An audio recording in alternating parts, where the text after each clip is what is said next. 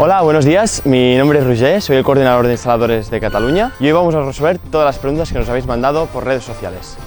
La principal ventaja de las placas Full Black es su eficiencia y también su acabado de gama alta. Tenemos todo un cristal de color negro con unos marcos también del mismo color.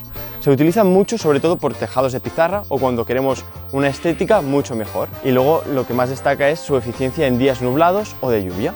Los tejados más complejos de instalar serían los de pizarra y con una mayor inclinación de 20 grados, ya que dificulta el trabajo de los instaladores.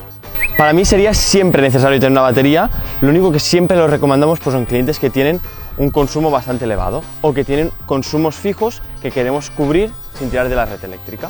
En el caso de los coches eléctricos también es recomendable porque normalmente durante el día estamos fuera de la vivienda y podemos acumular todo el excedente en la batería física, aparte de la virtual, y cuando llega la noche pues cargar el coche desde la red eléctrica y aprovechar lo que hemos almacenado en la batería física para los consumos fijos de la vivienda.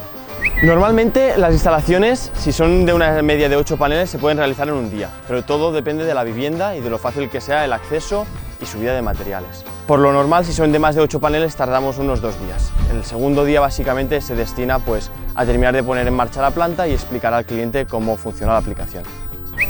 La pintura roja que veis en vuestros tejados es impermeabilizante a base de fibras, que esto nos garantiza una buena impermeabilización para no tener filtraciones en la vivienda.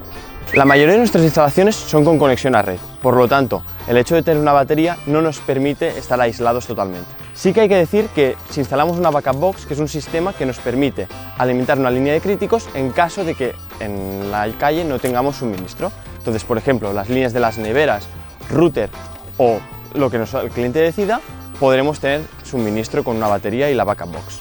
Espero haber resuelto vuestras dudas y si tenéis más, dejadlo en comentarios. Muchas gracias, hasta la próxima.